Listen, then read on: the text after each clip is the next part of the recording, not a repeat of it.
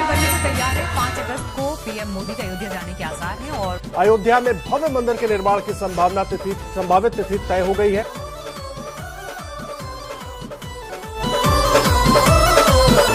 अवध में दर्शन पाना है, राम मंदिर बनवाना है।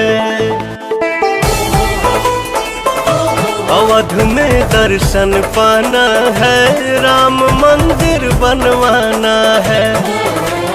मुकुट बनाना है, लाल मोती जड़वाना है।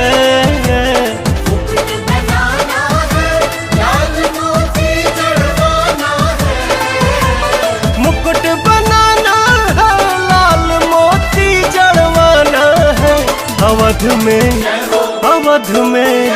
अवध में नाच के गाना है, राम मंदिर बनवाना है।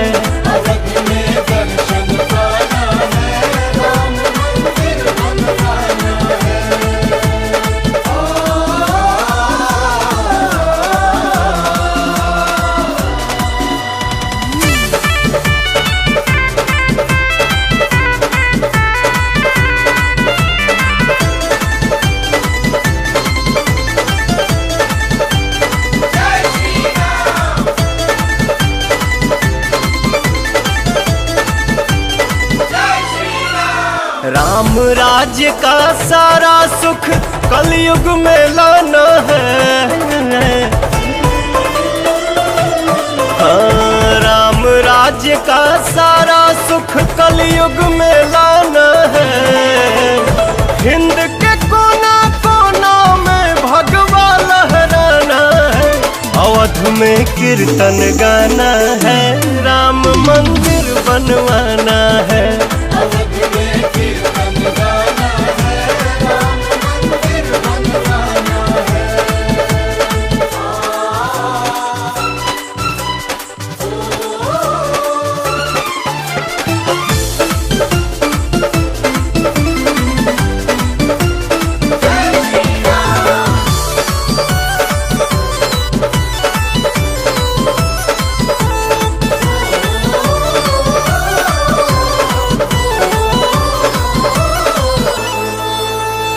पावन यहाँ की माटी माथे पे लगाना है।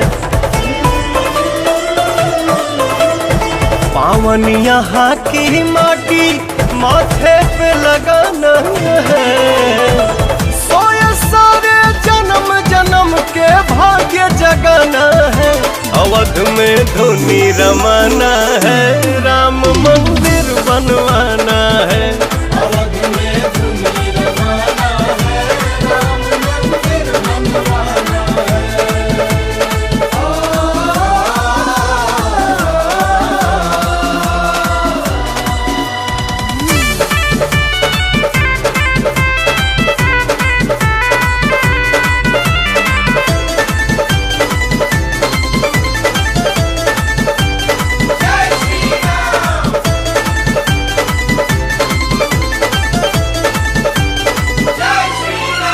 राम लखन संग सिया दुलारी देख जुड़ाना है।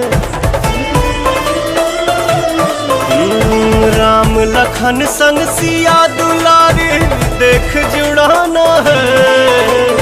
बैठ के हनुमत जैसे चरण में चंवर डुलाना है। अवध में अलख जगाना है, राम मंदिर बनवाना है।